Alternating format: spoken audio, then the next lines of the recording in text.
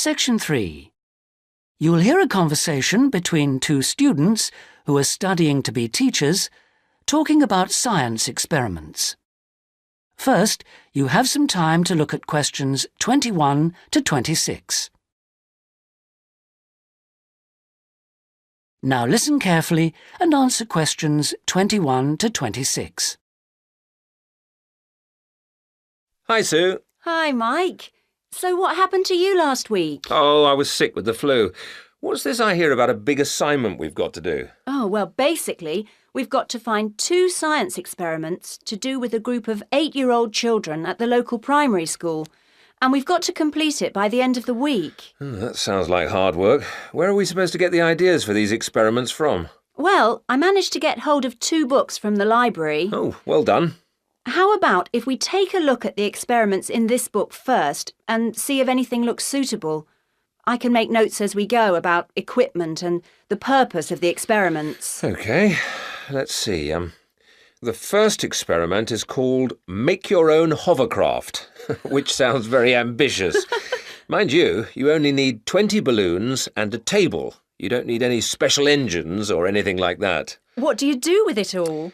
You blow up the balloons and you balance the table on them. Upside down, of course, and the kids get to ride around on it.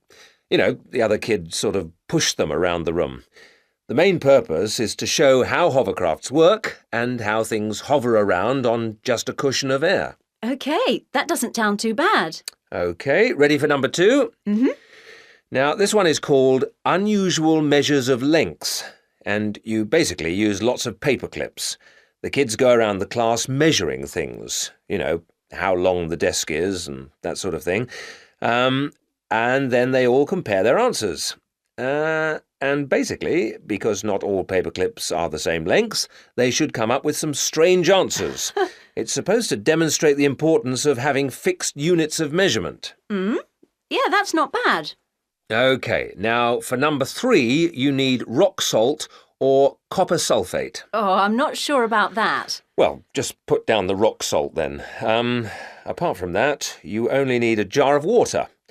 And basically you dissolve lots of salt into the water and watch the crystals form. So it basically teaches the kids about growing crystals. Yeah, I suppose it would be nice to grow something. Let's move on and have a look at number 4. OK, this one is called Spinning Colour Wheel. It looks like you get some cardboard and draw a circle on it, divide it into 6 equal segments and colour each one in using different colours, then you thread a piece of string through the middle. So we'd need some string as well. Yes, sorry. And you spin the wheel around, and if you can get it spinning fast enough, hopefully the colours all merge and show up as white. Oh, I didn't know that. What's the principle behind it? Well, it's pretty elementary physics, really. It teaches them about how white light or ordinary light is made up. Well, that doesn't sound too bad. Now, there's only one more left in this book, isn't there? What does that one say? Well, it's another one where they'd get to make something. Sounds very interesting. You need quite a lot of equipment, actually.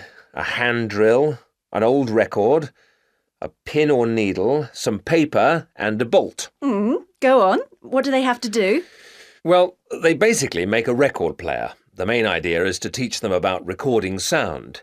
But hopefully they'd also see that you need motion and an amplifier to make the sound heard. OK, well, it does sound interesting. Shall we go through all of those again and decide if any of them are going to be suitable?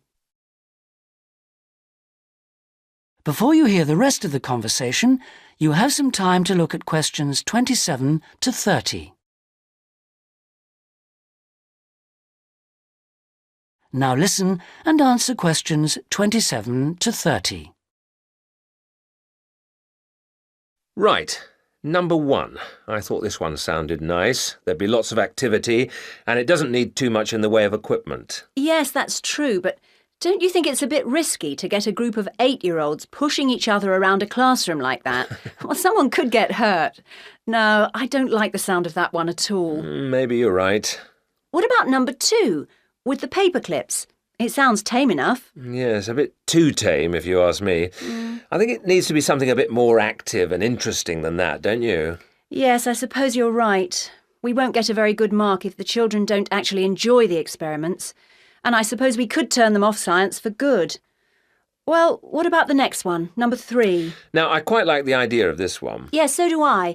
But I seem to remember when we did it at high school, we had to wait up to a fortnight before we saw any halfway decent results. Oh, yes. Well, that won't be any good then. We'll only see the kids for 1 or 2 hours at the most. Yes, and we have to do the experiments and write up our results within a week. So that one won't do at all. OK. Well, what did you think of number 4? I like the idea of it, but do you think it will be a bit elementary for them? Well, they are only 8, you know. I know, but you know what I mean. Don't you think the activity itself is a bit babyish? Maybe you're right. They might have fun, but I mean, cutting out a circle and colouring it in. OK. Well, what about number 5? I thought this one sounded a bit too good to be true. Great equipment. Yeah. But don't you think it's a bit ambitious for this age group? I mean, I don't want to start off something and then have to abandon it if they just can't cope with it. I could see us ending up doing just about all of the work for them. I guess you're right. Oh, well, maybe we could store that idea away for later. Yep. Let's hope this second book has something better. That is the end of section 3. You now have half a minute to check your answers.